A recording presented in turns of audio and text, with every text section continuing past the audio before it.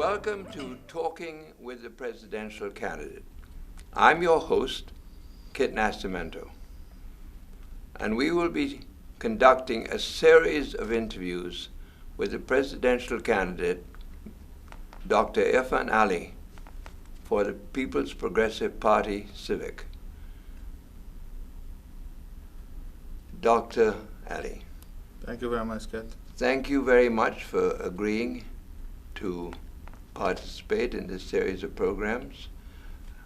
And my first question to you is this: why do you want to be the presidential candidate? Kit, first of all, I'm very pleased to be part of this program and to be in the company of someone who has served our country so well. The field of journalism and broadcasting, I think you have done tremendously well, and even in tourism and your role in the private sector. My desire to be president is based on my love for public service. It comes from a long tradition within my family. My grandmother, as many may know on the West Coast, was part of the initial struggle that saw the recognition of the trade union. She was part of the early struggles of the People's Progressive Party. She was part of the struggles that helped us to gain independence, helped us to have democracy return to our land. My parents also are both public servants. They spent most of their lives in public service, teaching. My mom retired as the Deputy Chief Education Officer. My father retired as a headmaster. After retirement, they continued to serve. Are they both alive? Yes, they're both alive. After retirement, they both continued to serve in the educational sector. Even my only sibling, he himself served at Gaisuku after completed training at the Gaisuku Training Center in Port Morant. So my career also started in public service, in the State Planning Secretariat, then to the Ministry of Finance, then as a Member of Parliament, and after a few years as Member of Parliament, I was asked to serve in the Cabinet as Minister of Housing and Water, then Housing and Water with the added responsibility of tourism, industry, and commerce. So my life has... And you served for how many years? 9 years. 9 years. 9 years? 9 years. So you've had 9 full years of experience as a government minister? Yes. So and before that, you were involved with the party? Oh, yes. For many years? For many years, I've been in the political struggle also. In 1992, I joined the PYO. I had various roles in the Progressive Youth Organization. I then, in 1997, I joined the People's Progressive Party. I've held many regional positions in Region 3. That's where my political career was based. And nationally also, and then I served as the central and executive member of the People's Progressive Party. You're also prominent in the Muslim religion, are you not? Well, I would say that I play my role. I play my role in all aspects of our community and society. In my own community, I have played my role in sports, in school at St. Stanislaus College. I played my role in impromptu speech speaking. You're an old boy from St. Yes, yes. And also in debating. So religiously, I try to play my role. Because you see, in serving humanity and serving the people of our country, at different point in my life, I would have been called upon to serve in different positions, in different roles. And I enjoy doing it. I enjoy looking out for people. I enjoy being part of policy formulation at the State Planning Secretariat. I enjoy being part of the budget planning because I worked in regional planning in the State Planning Secretariat. You yourself, as a former minister, Kit, would know this a long time ago.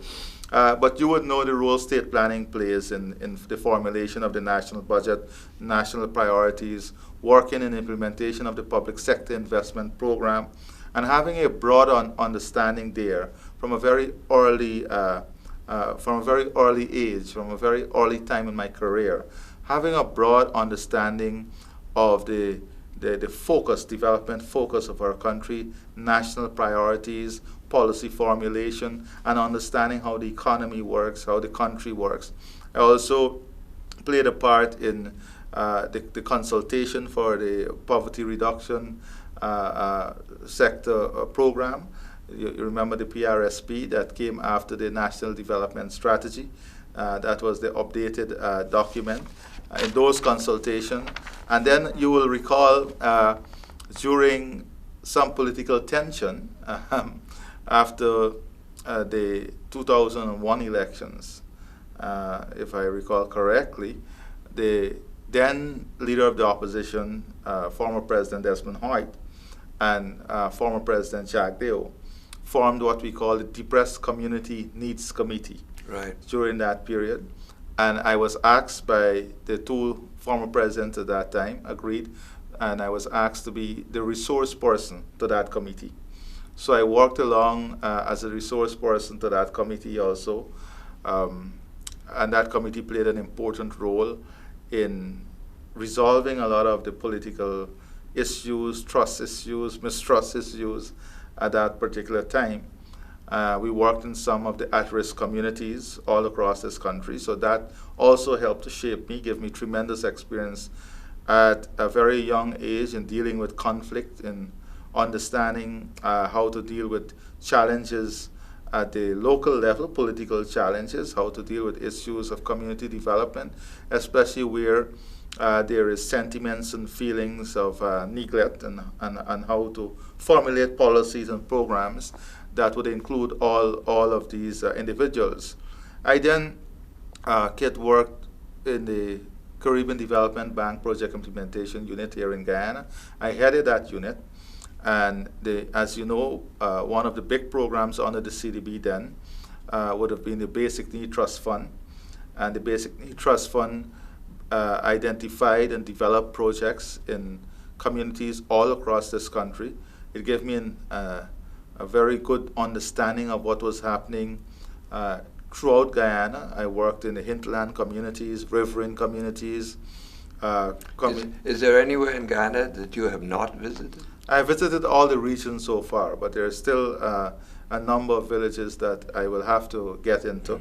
But I've had experiences working throughout Guyana in all the regions, both at a technical level and at a political level. So I have consistently been working in the national interest, been working in ensuring the lives of people are developed, life of communities are developed. So if you want to say it's a natural output, but I must say that I feel honored that the leadership of the People's Progressive Party had the confidence in electing me as a presidential candidate and having me lead the People's Progressive Party Civic in the next elections as we seek to broaden our alliance in terms of bringing more persons on board with the national development strategies and priorities, and working towards the improvement of the lives of all Guyanese, ensuring that they have a better future, a future that all Guyanese can be proud of and want to be part of. How did that election process within the party get conducted? You put your name forward as one of the candidates. Well, it was, first of all, it was a democratic process. It was a very open process. You could have nominated yourself, or you could have been nominated from the leadership of the party.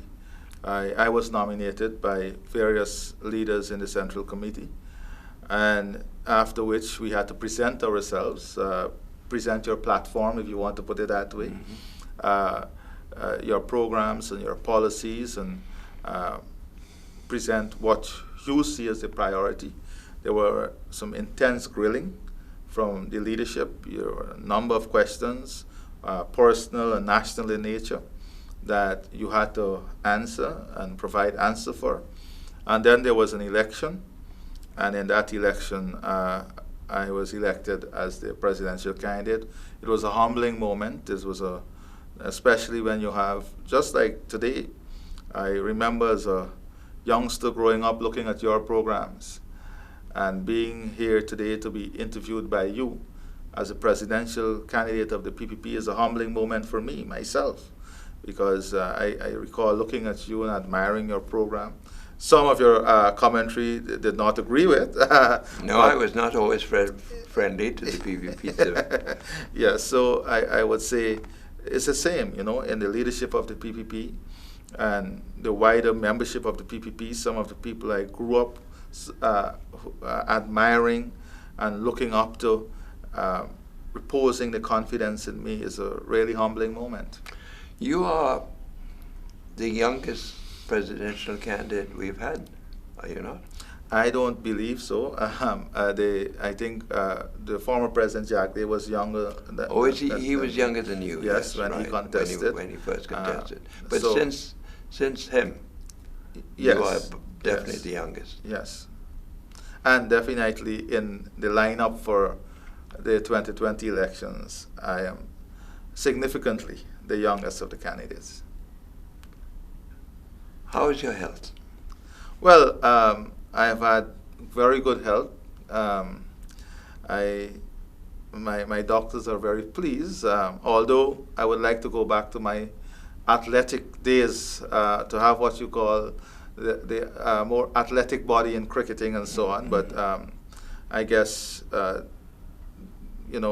time and age brings its own challenge. As a young person, though, my health, I'm very thankful. I'm very thankful that I'm in good health and good stead. Is cricket your favorite sport?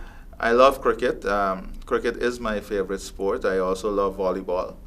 And you know as well, Kit, that I love the Essequibo River. I have yes, a special interest in the Essequibo River, and I love fishing in the Essequibo River. I love boating in the Essequibo River. And the Essequibo River has tremendous potential for us in the future. It has tremendous potential in terms of our tourism. And, the Essequibo River is potential and opportunity waiting to be unleashed in terms of our development pathway.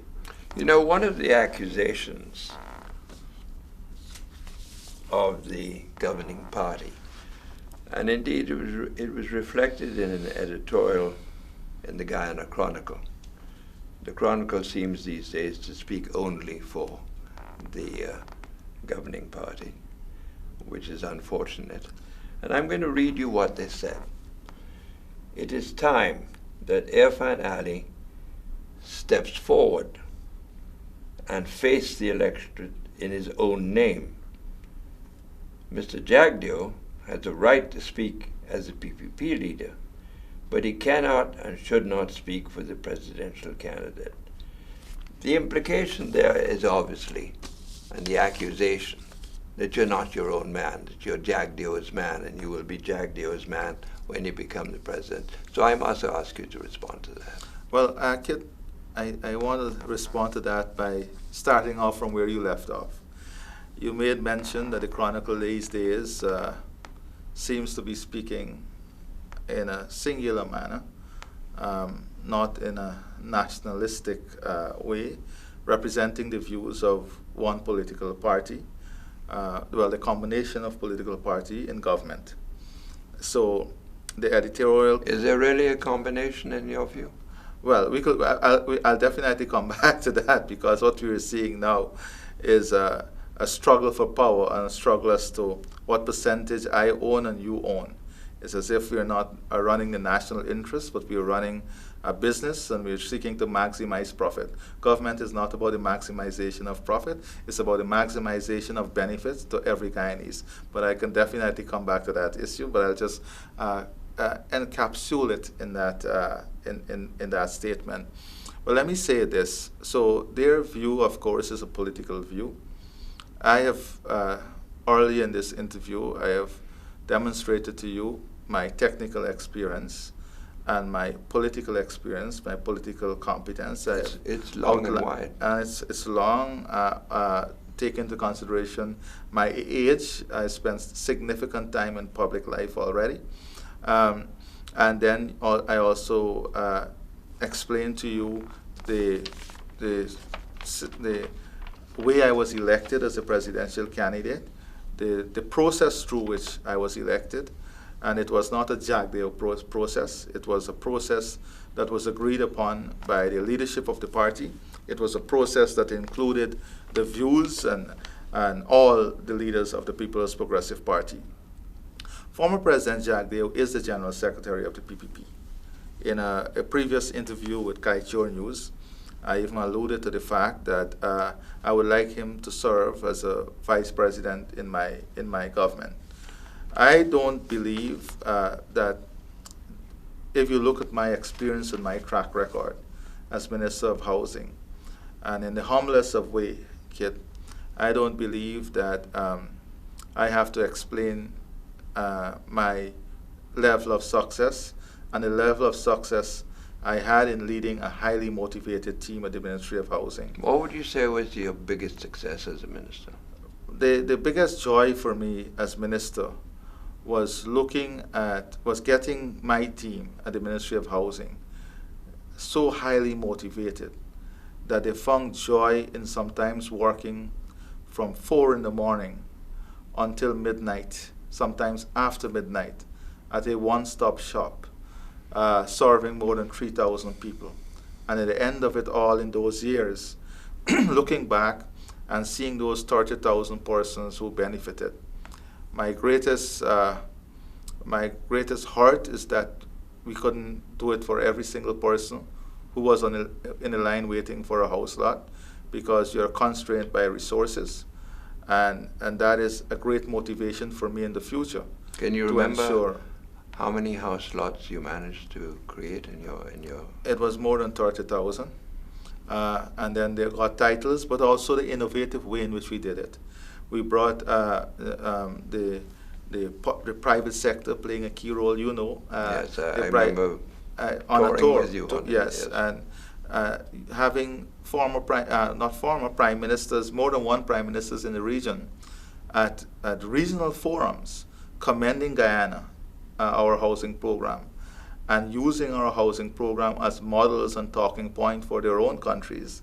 And you would recall we had a number of prime ministers who would have mentioned Guyana housing program.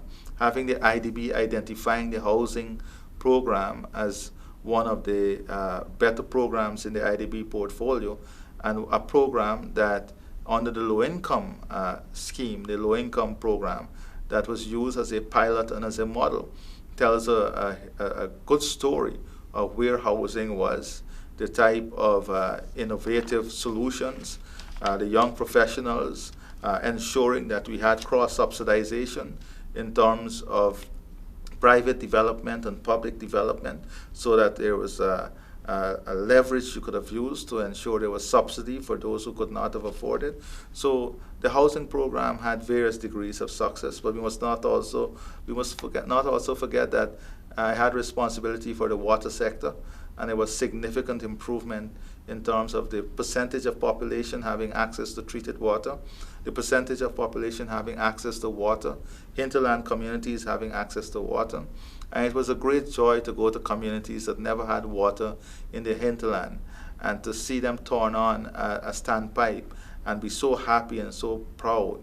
You had a situation sometimes where mothers had to walk miles to a creek to get water, and to have them having a standpipe and getting that water and saving themselves that distance that they had to walk every day. No. And I can identify with this kid, because growing up too, I remember growing up how difficult it was for my own mom. She was a teacher, and my father. We had to get up. But you grew up from very ordinary circumstances. Yeah, well, I grew up from starting from my childhood. Spent a lot of time in Leg 1. My grandmother worked in a rice field. My parents were teachers. And I was saying, in terms of water, I was giving the example growing up, having to get up at 4 in the morning just to go with a cart distance away in a line to get water in a tank to last for the day. And then when you come back in the afternoon, you will see your mom or your father in a hole because you had to dig a hole and go down with a bucket waiting for water to come up. Those were hard and so hard all of times. these experiences have driven you Has helped to to want shape to me. become president of this Of country. course, it and has, why you believe you can serve it. it has shaped in me, the deep sense of commitment in dealing with the challenges and ensuring that the lives of people is advanced in a positive way. And I have to still come back to the issue of former President Jagdeo and the role he will play, and answering that Guyana Chronicle editorial. Right, we have about 8 or 9 minutes because we're only half an hour. So address that, and then there's one other very important question I want to ask you. Yeah, so I was at the point of demonstrating to you that I have the technical experience and the political. I've been in the political arena for a good time. I have the experience. I am not insecure in any way. I'm my own man. I've said this on other programs. I was elected as a presidential candidate through a process, and former President Jagdeo is a man with high value for Guyana. He has served well. He has tremendous experience. He has both technical experience and political experience. He's respected in the international arena. I've seen him move in the international arena. At the UN, I've seen leaders coming over to him. He played, and he continued to play a leadership role. He is very highly respected. Oh, yes. Especially as an environmentalist. Yes, I was coming to that. He continued to play a leadership role in environmental issues globally. He served, as you know, as in the African basin as an ambassador dealing with forestry matters. And so he has that great asset and ability to help to mobilize resources and help for Guyana. And having him on our side, having him on Guyana's side, and as President Kit, it will be Guyana side. It will be what is best for Guyana. It will be what is best for the people of our country. And we have to bring the best resources. We have to bring the best minds. Regardless of where they regardless of where they come from. And I'm very happy that we have a former president who's a general secretary of the PPP who can bring this on the table. It will be my cabinet. It will be the government that I'll be the head of that will benefit, that will be better off. But you're a team player. Oh, of course, and that is how I approach. And you have dealt with me, and you know that I believe in it. You would know that in times when it was not my area of expertise, I ceded leadership and provided just the guidance to ensure that the results were achieved. At the end of the day, we have to ensure that the results were achieved. Remember the discussions on the yachting rally and the role you played. Absolutely, and you played a major role in helping that. Exactly, and all the technical expertise came from you and the work. And sometimes we don't celebrate this. We don't talk much about this. Well, I must say that I always found you a very open minister. You were willing to listen. You were willing, and whatever you said you would do, you did. And I've said so many times to other persons. And that is my personality, Kit. I believe that there are so much ideas out there. Every day is a new opportunity to learn. But there's one big question I must try and get in the less than 5 minutes we have. No problem.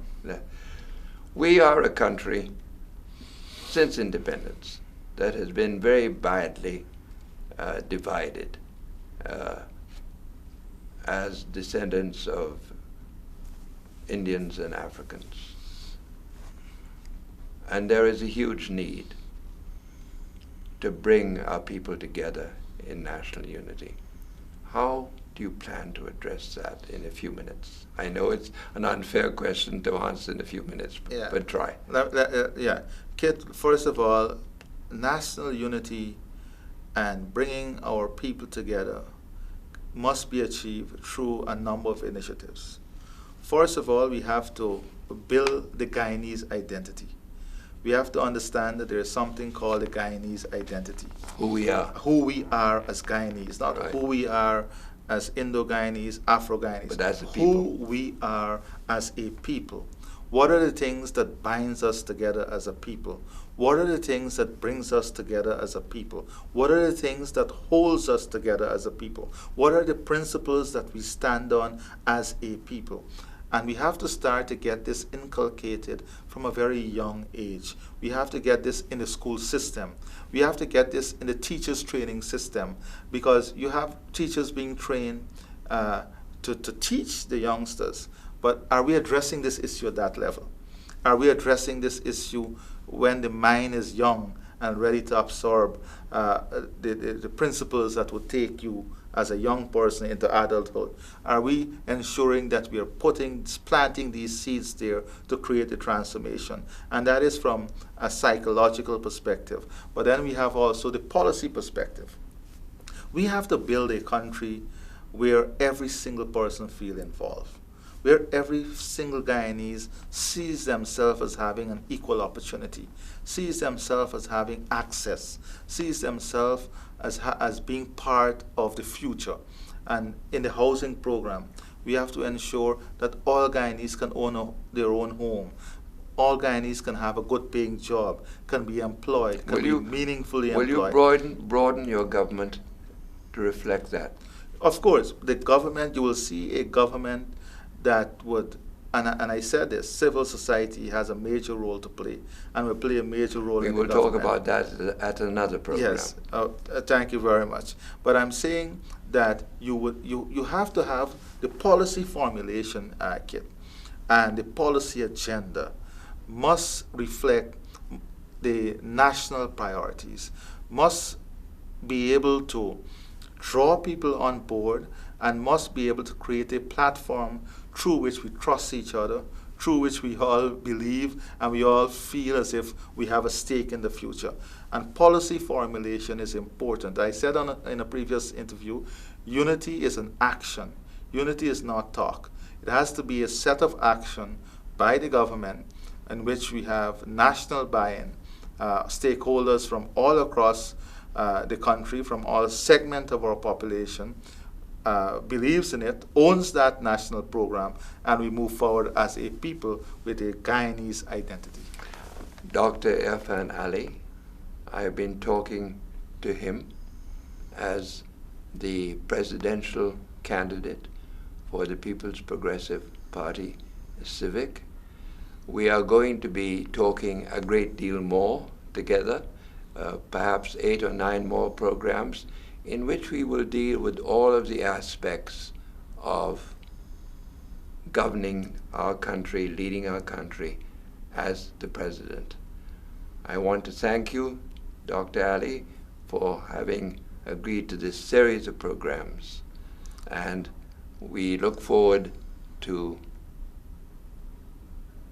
your being able to speak to the country over all of the issues that will ultimately require you to manage as president.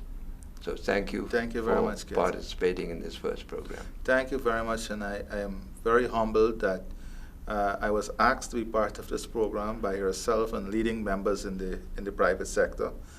I feel honored, and I want to assure you and those members of the private sector and all of Guyana that I'm committed to answering all the questions that you will have and want me to give clarity on as we work together in building a stronger Guyana. Thank you very much.